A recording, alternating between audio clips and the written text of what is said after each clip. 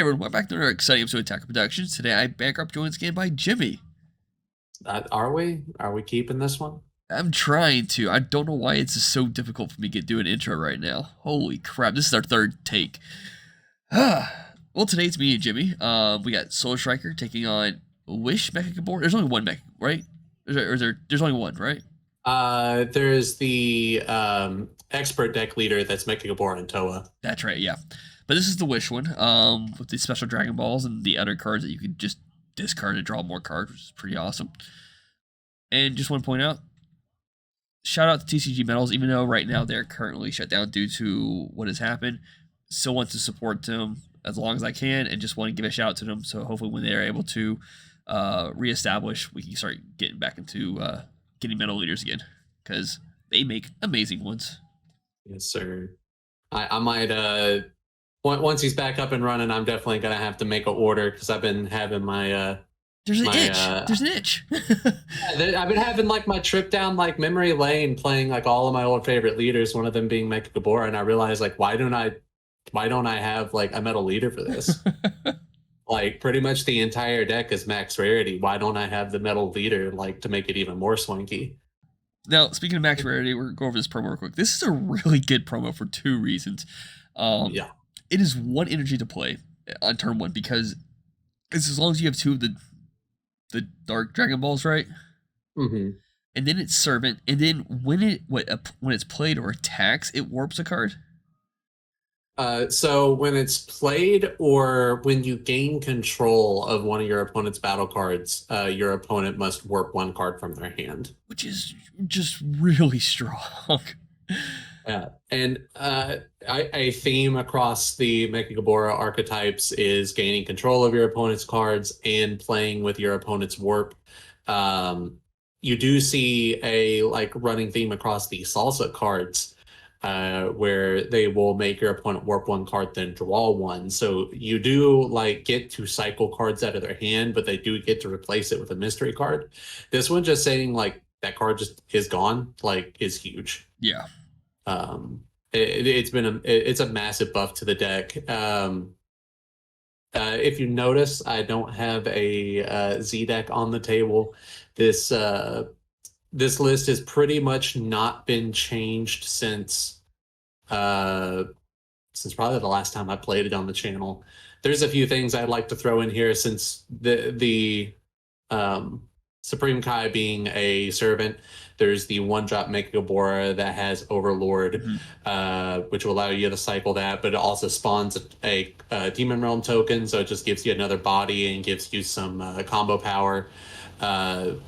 So I might do like another revamp of this deck and like completely rebuild it. I just kind of thrown some stuff in since like my original build way back when the deck come out, and then real quick, your fan is being picked up now. Oh, yeah, let's fix that. It was like all of a sudden it just started building up. There you go. That's better, I hope. Yeah, it sounds better, yeah. But yeah, like you mentioned, you have a Z deck, and I'm playing Soul Striker, which is this deck is really just good blue cards and then extra draw cards, which I've had to so far just warp two of those cards just to keep cards in my hand. But I think it's either this turn or it's next turn. I think I'm like, oh, well, this card's practically useless against you, and I'll start charging my oops because the cost will not be reduced. It was about the time that I was drawing for my second turn that I remembered like, oh, I'm against blue. And I was like, I'm gonna get like all of my shit, like put my Z energy. And then I thought for a second, it's like, well, I'm not charging Z energy, so he's tapping 8 for that oob. Yeah. Unless he's some kind of psychopath, I don't think you can do it. I don't think the 3-drop oob allows you to go into the 8-drop like that without the oob leader. So yeah. I was kind of excited, and then I felt vindicated when you're like, oh yeah, my oob just doesn't work. Yeah, it's just either a free card to combo off or to charge now. Mm-hmm. And here, which I mean, it is a free combo, so yeah. When you swung with that and you said serve, I'm like, oh man, I don't like that. But then I realized the fact is when you take a card or when you play a card. I'm like, I just need to get rid of these then. Yeah, you couldn't Mhm. restand it, but I, I think is it limit one? I can't remember. It is limit one, Okay. so you would only get one proc of it when I gain control of one of your cards, which if you're not familiar with the Mechikabura list, when you have 7 Dragon Balls in your drop, you can awaken, and then while you have those 7 Dragon Balls in the drop, you can activate one of 2 effects. One of them is gaining control of one of your opponent's battle cards 4 or less, uh, which is really nice being able to snag the Piccolo the Infiltrator, because he is a 3-drop. It does negate these skills, so I don't get dual attack, but it's a very like nice form of removal because I get to control where the card goes, really. Yeah. Because it goes to my battle area, I could just keep it there and not give you access to the card at all. I could combo it off or use one of my other cards to get it back into your drop, then immediately proc an effect to send it to your warp. And then I could also like Z charge it if it's a card that might be good in your drop or warp. So it gives you a lot of tools and a lot of paths you can take. While they're niche and don't come up very often, when they do, it's very powerful. And I will say, Um, like, I expected you to take him. Okay, cool. He's gonna take this card. That's fine. I have a follow up on my turn. I just gotta wait for it, and it'll happen this turn. You do something that I always forget about, but it's such a good play.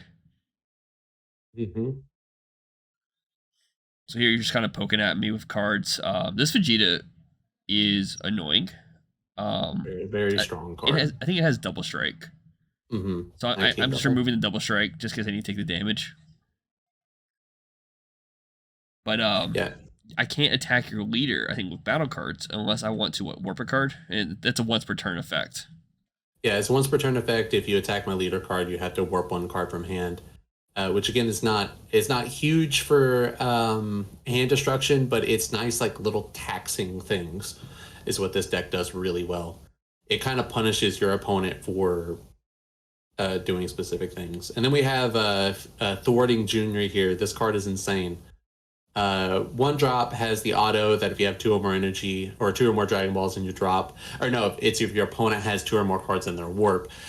When he swings, he warps a 7 or less on your opponent's field and then draws a card, which is just insane. On a 20k body for 1, it's huge. And there's a sneaky play. Yeah, one of my favorite techs in this list is Body Snatcher Ginyu, or Ginyu the Body Snatcher, one of the two. Um, It has an effect that activate main. You can target one card that you gain control of using one of your card effects, and basically just send it to your opponent's drop and then play out your Ginyu swing 20k double strike. There was me showing you the Uber put on my deck. I was like, this is a useless card. That's when I Yeah. was starting to get rid of them. Um, I will yeah, say, so I have a tendency to, and I learned this during this, I bring this deck back out. The apes themselves, there were cards I really didn't play a lot of when I normally play Soul Striker. I'm always like AOD Soul Striker. This is the first time I went like pure, just good blue cards. I rarely ever proc the effects of the apes in my warp or this. Sorry, Cell's not saying that's when I combo Cell, but the apes when I put them in the my drop, I always forget they're in there because I'm just not used to playing them in a Soul Striker deck anymore. mhm. Yeah, I mean they're easy to forget, especially because the last time apes were super relevant, uh, we didn't really have the Z deck. So with Z charging and worrying about that, like just that extra little wrinkle can uh, cause some issues in gameplay. I choose to petrify the cell here because I just don't want to deal with a critical attack, especially a critical dual attack 25k. It's a little nuts. Um, I'm much more willing to deal with just some dual attack, especially since those cards go to my hand. My hand is very low here. Um, Usually, what Mechikabura likes to do is throw out the Shroom Violent Majin Assault, throw out the Salsa from the original set, and those on attack draw you cards. Your leader draw you a card, and that's kind of like where you keep a nice hand. Only seeing the one Violent Majin Assault at this point. I know I charged one, but I felt confident being able to throw one out. I wasn't I wasn't able to get the card draw that I normally do. So I'm working on less resources than normal. I do have a salsa in hand. I think I do choose to play it here just to draw some cards. I didn't swing into your Vegeta because he's a 19k, and I didn't feel like at the moment wasting resource in my hand just to try to combo out of it. I probably could have comboed out of it. I think you only had 2 cards in your hand, but I didn't. I feel like the resource I had, I needed to hang on to for a potential crackback.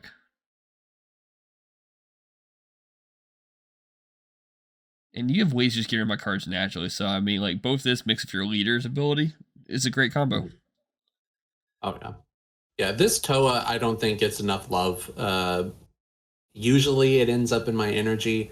And I need to learn just not to do that because the card is not exactly a threat to your opponent. It's a 10k blocker, but its effect is insanely strong. Just warp anything and then make your opponent warp one, draw one from hand. Again, it is drawing your opponent a card. But I think I just need to like focus on playing this card a little bit more and utilizing it because every time I do, it feels really good to play it. Now, in order for you to take, do you have to discard a card, right, or bottom deck a card to take a card? Yeah, I have 2 bottom deck 1. Yeah. Oh yeah, she's blocker. Forget about that too. Yeah. We played this match this past weekend. I completely forgot about that. Yeah, I knew I just had to get rid of the threat. Having 2 cards in hand, I choose to combo off into 0 cards. I would have liked to play the salsa and draw and be able to swing and draw a card, but there's no way I could do it with Android 17 up and also being able to get rid of to get rid of the cell on field and also turn my King Vegeta sideways. Here I just need to combo 1 card. I don't think you have any cards in your hand, and I didn't feel like I was gonna get to 7 energy this game, so I just got rid of the Cal. Like I play her in one of beam. I play her and the 17. Like you see, I charged the 17. Like they're my 2 1-ofs, and I'm like, this game isn't going to turn 7. One of us can kill each other before then. Mm-hmm. Getting to 5 energy in Mechikabura is a scary thing because there's a lot of paths that the deck can take, and right now I'm just really hoping that cards in my life are really good to me and maybe I can draw into one of those real explosive cards. And this gives you potentially another combo card, which is really great. Oh yeah. But I ended up just passing after I think I swung with the 2 attacks.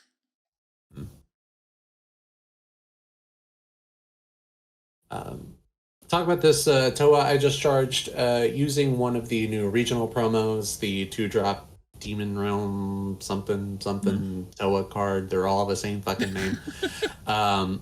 It's a swap 3. It does warp a card on field and is 20k crit. Swaps into this Toa. She's kind of lackluster in the meta right now, but I think she can be really, really strong, especially in a matchup like this. But you just had too many cards on field to make it useful.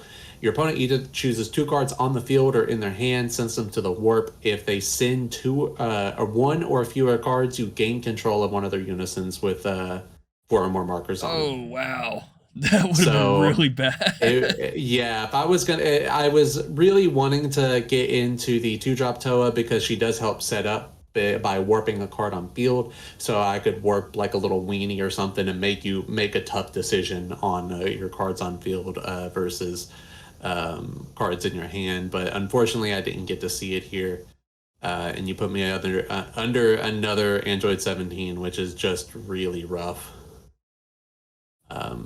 But I choose to give my leader triple attack using its effect. I don't have to bottom deck because Android 17 says non-leader cards, I believe. I think it's battle cards. Or battle cards only. So my auto to draw 1 is not once per turn, so I get to attack 3 times and draw 3 cards and just hope that those cards are enough to help me survive this next turn because I'm very obviously not going to win. And you can see card peeking out there, my draw. Yeah. And I'm like really debating like how do I play this? I have to figure out how I can like sequence this so that I have a chance to win. I know I can't swing with it because you still have -1 on Boo, which would just ruin everything. So I just go ahead and crack her and just hope that you are deterred from swinging. If you don't know what she does, if your opponent wants to attack with a battle card or a unison, uh, they will have to lose a life on attack. Um, so you can attack with your leader freely, and you do have 3 life, so you have potentially 2 attacks with battle cards. And me being at 3 life, staring down, Boo Unison, that's a problem. Yeah.